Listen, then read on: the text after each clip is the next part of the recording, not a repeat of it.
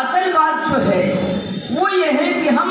قرآن کی تعلیم کو نعمت نہیں سمجھتے، مال کے مل جانے کو نعمت سمجھتے ہیں۔ حالانکہ صحابہ کرام رضوان اللہ تعالی علیہم اجمعین کی پوری زندگی اور پوری تاریخ ہمیں یہ بتلاتی ہے کہ ایمان کا مل جانا، اسلام کا مل جانا، قرآن کا مل جانا، اس سے بڑی کوئی نعمت نہیں ہو سکتی۔ لیکن آج ہم مسلمانوں کے نزدیک قرآن نعمت نہیں، ایمان نعمت نہیں، اسلام نعمت نہیں، ہم مسلمانوں کے نزدیک صرف مال نعمت ہے، اس کے علاوہ کوئی چیز نہیں ہوتی۔ اسی بنیاد پر جب قرآن کو نعمت نہیں سمجھیں گے تو قرآن کی قدر بھی ہمارے قلوب میں نہیں ہوگی، قرآن کی عظمت بھی ہمارے دلوں میں نہیں ہوگی، قرآن کا تقدس بھی ہمارے دلوں میں نہیں ہوگا،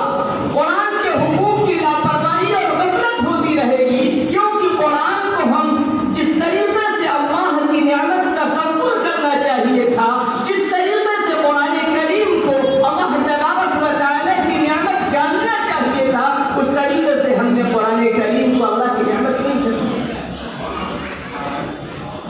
قرآن اللہ کی عظیم نعمت ہے، اللہ کا عظیم سرمایہ ہے، اللہ کا عظیم تحفہ ہے، جو سرکار مدینہ جناب محمد رسول اللہ صلی اللہ تعالی علیہ وآلہ وسلم پر 23 سال کی قلیل مدت میں اللہ تبارک و تعالی نے نازل فرمایا۔ اگر قرآن کریم کو ہم نعمت سمجھیں گے تو قرآن پڑھنے والوں کی یہ عزت ہمارے دلوں میں ہوگی، قرآن سے وابستہ لوگوں کی بھی عزت ہمارے دلوں میں ہوگی، ان لوگوں کی وقعت بھی ہمارے قلوب میں ہوگی جو لوگ قرآن سے جڑیں گے، جو قرآن کے ماہر ہوں گے، جو قرآن کے جاننے والے ہوں گے، جو قرآن کے مفسر ہوں گے، جو قرآن کے داعی اور مبلغ ہوں گے، ان سے بھی ہماری محبت ہوگی، ہمارا لگاؤ ہوگا جب ہم قرآن کو نعمت سمجھیں۔ سب سے بنیادی چیز یہ ہے میرے نوجوانوں، میرے پیاروں، قرآن کو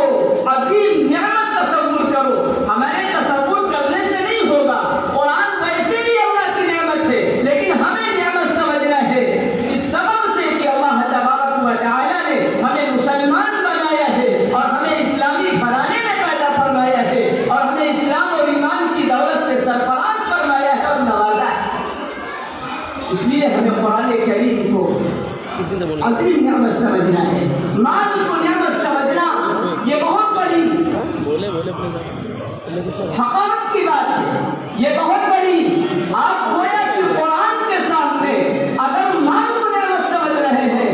قرآن کریم کے سامنے اگر مال کو آپ وقعت دے رہے ہیں، قرآن کریم کے سامنے دنیا کی وقعت آپ کے دلوں میں ہے، تو اس کا مطلب یہ ہے کہ ایک طرف دنیا کو حاصل کرنے کے چکر میں آپ قرآن کریم کی توہین کر رہے ہیں اور گویا کہ اہانت قرآن کے آپ مرتکب ہو رہے ہیں۔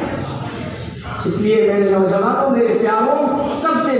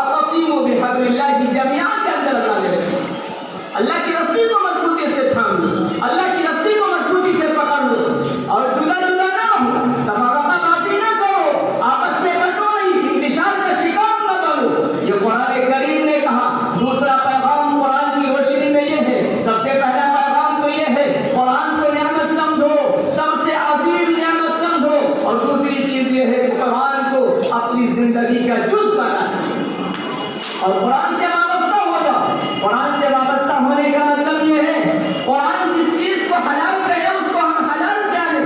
قرآن جس چیز کو حرام کہے ہم اس کو حرام جانیں، اور اگر قرآن میں کوئی بات واضح نہ ہو تو پیغمبر علیہ السلام کے ارشادات کی طرف دیکھیں، پیغمبر علیہ السلام کے ارشادات کو دیکھیں کہ پیغمبر اعظم علیہ السلام نے اگر قرآن کی آیت کی کوئی تشریح اور تبیین اور توضیح فرمائی ہو تو اس کو ہم اپنے کلیجے سے لگائیں اور اپنے سینے سے لگائیں۔ اسی لیے قرآن کریم میں یہ فرمایا گیا جو پیغمبر صلی اللہ علیہ وسلم جو تمہیں دے اس کو لے لو، اور جس سے منع کرے اس سے رک جاؤ۔ تیسری بات میرے نوجوانوں میرے پیاروں یہ ہے کہ ہم میں سے بہت سے لوگ ایسے ہیں 70 سال کے ہو گئے، 60 سال کے ہو گئے، 50 سال کے ہو گئے، لیکن آج تک ہمارا قرآن درست نہیں، ہمارا قرآن صحیح نہیں، ہم مال کمانے میں بہت آگے ہیں، پیسہ کمانے میں آگے ہیں، ایک زندگی گزارتا ہوا انسان آخری مرحلے میں پہنچ جاتا ہے لیکن اس کی مال کی حوث کم نہیں ہوتی، مال کی حوث بڑھتی جاتی ہے۔ لیکن میرے نوجوانوں یاد رکھو اللہ کی بارگاہ میں جب جاؤ گے تو اللہ کی بارگاہ میں جو سب سے پہلے پوچھ تاچھ ہوگی، جو اللہ تبارک و تعالیٰ سب سے پہلے جو چیز پوچھے گا وہ یہی پوچھے گا کہ ہماری نمازیں کس لائق تھی، ہماری نمازیں اس لائق تھی کہ اللہ کی بارگاہ میں قبول ہو سکے۔ اور قبولیت نماز کے لیے قرات شرط ہے، اور قرات میں سے سب سے بنیادی چیز یہ ہے کہ قرات ضروری ہے۔ میرے نوجوانوں میرے پیاروں یہ چند گزارشات چند باتیں میں نے آپ کی خدمت میں رکھی، وقت زیادہ ہو چکا ہے۔ میرے نوجوانوں میرے پیاروں قرآن کو نعمت سمجھو، قرآن کو کلیجے سے لگا لو، سینے سے لگا لو، قرآن کی تعلیمات کو قرآن کی تعلیمات پر عمل کرو اور پیغمبر علیہ السلام کے ارشادات پر عمل کرو، اور ایسے ہی قرآن کریم جن کا صحیح نہیں ہے ان کو صحیح کرنے کی کوشش کریں اور صحیح پڑھنے کی کوشش کریں۔ اور بھی بہت ساری باتیں ہیں، آپ حضرات اللہ تعالیٰ سے دعا کریں کہ اللہ تعالیٰ ہم سب کو بات کر ان باتوں پر عمل کرنے کی توفیق عطا فرمائے۔